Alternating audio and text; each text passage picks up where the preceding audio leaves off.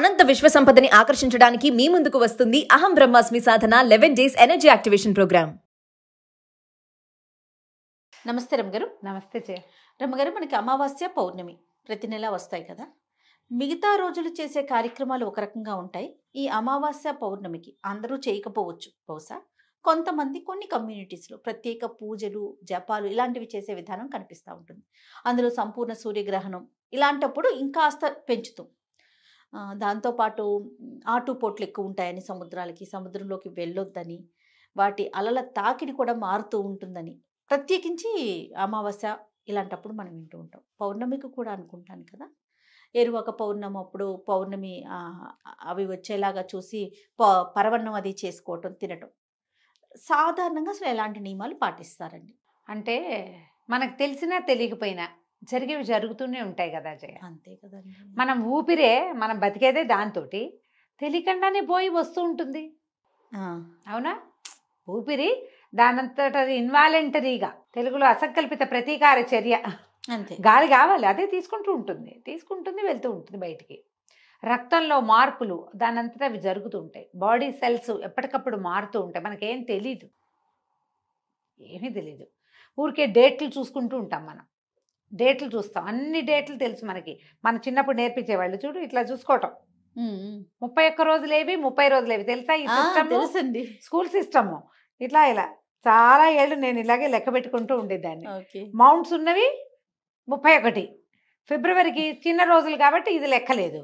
మళ్ళీ మార్చికి మౌంట్ మళ్ళీ ఎత్తు వస్తుంది అనమాట. మార్చి, ఏప్రిల్, మే, జూన్, జూలై మళ్ళీ ఇక్కడే మొదలు పెట్టాలి. ఇక్కడే అలాగనమాట. ఈ లెక్కలు చూసుకుంటాం. డేట్లన్నీ తెలుసు మనకి. కానీ తిథులు ఎంతమందికి తెలుస్తాయి జయ? మాకు తెలియదండి. లేవా అవి? లేనట్టు కాదుగా, తెలీదు మనకి నాలెడ్జ్ లేదు. నాలెడ్జ్ లేకపోతే, నాలెడ్జ్ లేనంత మాత్రాన అదేమీ లేనట్టు, అది కుదరనట్టు దాన్ని మేము ఒప్పుకోమంటేను అలా కుదరదు. వాటి దారిన వెళ్తూ ఉంటాయి. ఇప్పుడు నెలలో మనకి 30 రోజులో 31 రోజులో లేదా 27, 28 రోజులేనో ఉన్నప్పటికీ మనకి మాసాలు ఉన్నాయి. తెలుగు మాసాలు తిథుల లెక్కతోటి నడుస్తాయి.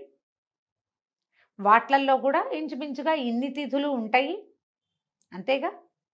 పౌర్ణమి దాకా 15వ రోజు పౌర్ణమి లెక్క, అందాజు లెక్క. మళ్ళీ 15వ రోజు అమావాస్య అనుకో. ఈ కరెక్ట్గా లెక్క పెట్టినట్టు 30 రోజులు రావు. ఒక్కొక్కసారి 2 రోజులు ముందైపోవచ్చు, ఒక్కోసారి ఒక పూట పైకి వెళ్ళచ్చు. తిథుల ప్రకారం చూస్తే కనుక అప్పుడు మనకి అమావాస్యని పౌర్ణమని ఆ వివరం తెలుస్తుంది. ఈ తిథులు ఏవి మనం పట్టించుకో, మనకు తెలీదు. మన రోజువారీ వ్యవహారం ఏదో డేట్ల మీద నడుస్తుంది. అయినా కూడా ఇండియన్స్కి శ్రీరామనవమి తెలుసు కదా. పోనీ శ్రీరామనవమి, ఉగాది తీసుకో, ఉగాది పాడ్యమి తెలుసు మనకి. అందరూ సంవత్సరం అంతా ఎట్లా ఉన్నా భగినీ హస్త భోజనం ప్రతి వాళ్ళు చేసుకుంటారు. యమ ద్వితీయ మనకు తెలుసు కదా. అక్షయ తృతీయ అసలు బంగారపు షాపుల వాళ్ళు టాప్ క్లాస్ ప్రమోషన్ చేస్తారు. అక్షయ తృతీయ నాడు బంగారం కొనుక్కొని రాష్ట్రాలు లేవంటే అతిశయోక్తి. ఇప్పుడు అందరూ కొనుక్కుంటున్నారు. అంటే తృతీయ తెలుసు, తదియ కూడా తెలుసు. పాడ్యమి, విధియ, తదియ మనకు తెలుసు. వినాయక చవితి చేసుకొని రాష్ట్రం ఉందా భారతదేశంలో? లేదు. అంటే మనకి చవితి తెలుసు. నాగపంచమి అందరికీ తెలిసిందే.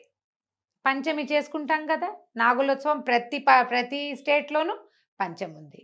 ఇంకా షష్ఠి, సంకటహార, మన ఏమంటారు, సుబ్రహ్మణ్య షష్ఠి, స్కంద షష్ఠి పేరుతోటి సౌత్ ఇండియా అంతా చేసుకుంటుంది. అంటే అందరికీ తెలుసు. రథసప్తమి సౌత్ ఇండియా అంతా చేసుకుంటుంది.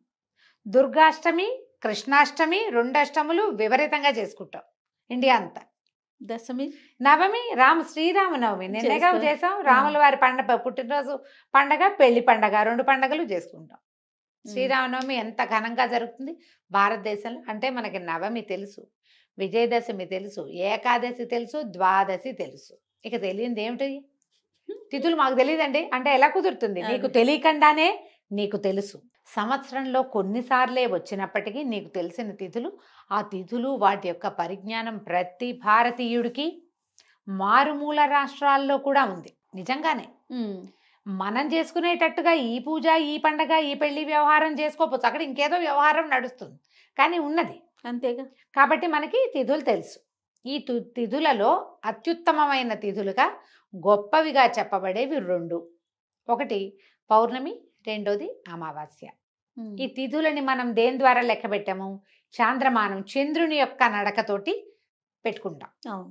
చంద్రుడి యొక్క నడక ఉచ్చ స్థితికి చేరినప్పుడేమో పౌర్ణమి, ఆయన కిందకి వెళ్తున్నప్పుడు అమావాస్య.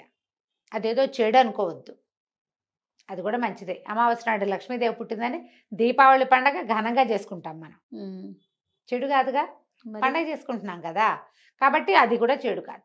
కాకపోతే ఈ రెండు ఉచ్చ నీచ స్థితులు అనాలేమో, మరి వాటిని అలాగే అనాలి. ఈ రెండు స్థితులలో చంద్రుని యొక్క ప్రభావము భూగోళం మీద ప్రభావవంతంగా ఉండొచ్చు. ఇది ఏదో ప్రత్యేకంగా జ్యోతిష్యం పుస్తకాల్లో మాత్రమే చెప్పబడేది కాదు, లోకసామాన్యంగా అందరికీ తెలుసు. జయ, బెస్తవారు వాళ్ళు చేపలు పట్టేవాళ్ళు సముద్రంలోకి వెళ్ళరు. పౌర్ణమి నాడు ఆటుపోట్లు పెరుగుతాయి, అమావాస్యకి కూడా ఆటుపోట్లు పెరుగుతాయి. మనసు మీద పనిచేస్తాడు చంద్రుడు, మనఃకారకుడు అని చెప్తారు చంద్రుడిని. అవును.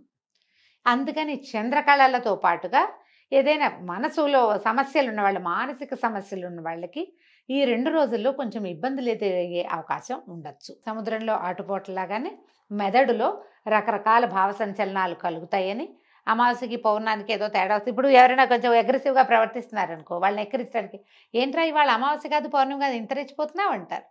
అమావాస్యకి పౌర్ణమికి ఇలా రేగుతారని మనుషులు ఊళ్ళల్లో చెప్పుకునేదే అది.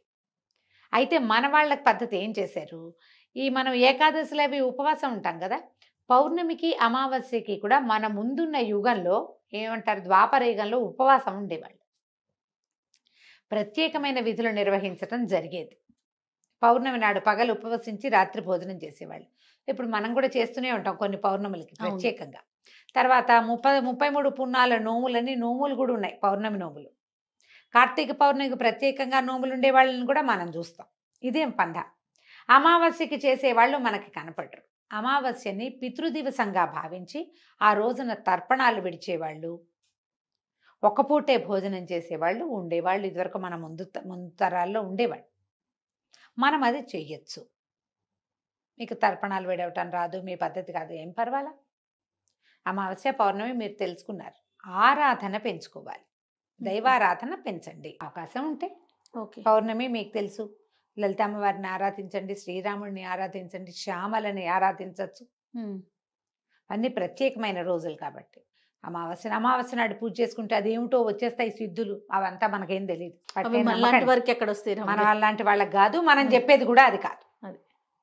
అమావాస్య నాడు కూడా మనం ప్రత్యేకంగా లక్ష్మీ పూజ చేసుకోవచ్చు, ఏం తప్పులేదు. ఇంతే పద్ధతి. మీరు మాకు తిథులు తెలియవు ఇవన్నీ ఎలా తెలుస్తాయంటే ఒక క్యాలెండర్ మెయింటైన్ చేయండి. ఆన్లైన్ క్యాలెండర్లు బోల్డ్ ఉన్నాయి, ఆ క్యాలెండర్ బోల్డ్ పేర్లు క్యాలెండర్ డౌన్లోడ్ చేసి పెట్టుకుంటే మీకు అమావాస్య నాడో పౌర్ణమి నాడో ఇది వస్తుంది, అంతే. వాళ్ళే తెలియజేస్తారు. వాళ్ళ అమావాస్య రోజు క్యాలెండర్ చూసి అలవాటు చేసుకోండి, వాళ్ళ ఏ ప్రత్యేక దివసమో మనకు తెలుస్తుంది కదా. మనం కొన్ని చేయదలుచుకున్నవి అలాంటివి చేసుకోవచ్చు. మంచి రోజా, అవునా కాదా, ఇది అష్టమా నవమా, ఏదైనా ఈ పనులు చేసేటప్పుడు ముందుకెళ్ళచ్చా వెనక్కి వెళ్ళాలా, అవన్నీ ఆలోచించవచ్చు. అవన్నీ మీ ఛాయిస్లు. కానీ ఈ ప్రత్యేకమైన దివసాల్లో మనం పూజ కానీ, దేవాలయ దర్శనం కానీ, ఈ రోజున మీరు ఏదైనా నియమం పెట్టుకోవటం కానీ చేయొచ్చు. తప్పకుండా. అంటే మీరు ముహూర్తం చూసుకోండి ప్రతి పనికి అనే వైపుకి నేను మిమ్మల్ని తోసే ఉద్దేశం లేదు నాకు. నా ఉద్దేశం అది అసలు కాదు. కానీ మనం ఈ రోజులు ప్రత్యేకమైనవి అని తెలిసినప్పుడు ఆ రోజుని మనం దేవాలయం ఏదో ఈ వారంలో గుడికి వెళ్దాం అనుకున్నాం, ఒకసారి క్యాలెండర్ చూసుకుని ఓహో ఈరోజు మంచి రోజు, దైవ దర్శనం చేస్తే మంచిది, వెళ్ళరండి, అలాంటివి చేయొచ్చు కదా. తప్పకుండా. ఆ రోజు తెలుసుకుని మనం సంకల్పం చెప్పుకునేటప్పుడు చూసుకోవచ్చు. మామూలుగా మేము సంకల్పం చెప్పుకుంటాం, ప్రతిరోజు తిథి చూసుకుంటాం, ఇవాళ ఈ తిథి అని తెలుస్తుంది. మీరు ఏదైనా చేయదలుచుకున్నప్పుడు తిథి చూసుకుని చేసుకోవచ్చు. ఈ 2 తిథుల్లో ప్రత్యేకంగా పౌర్ణమికి అమావాస్యకి దేవతార్చన, దైవారాధన, ఉపాసన లాంటివి పెంచుకోవచ్చు. మీరు ఏదైనా చక్కగా లలితా సహస్రనామమో, లక్ష్మీ అష్టోత్తరమో, లక్ష్మీ సహస్రనామమో హ్యాపీగా చదువుకోవచ్చు 2 తిథుల్లోనూ. ఓకే. ప్రత్యేకంగా చేయొచ్చు. ఈ సంచలనం రావటం అనేది కనపడదు కానీ జరుగుతుంది. తప్పకుండా రమ్మగారు. వెదర్లో మార్పు వస్తుంది కాబట్టి మన మీద దాని ప్రభావం ఉంటుంది కదా. దుష్ప్రభావం ఏదైనా మన మీద పడేటట్టయితే దాన్ని మనం ఈ దైవారాధన ద్వారా తప్పించుకోగలుగుతాం. తప్పకుండా. నమస్తే. నమస్తే.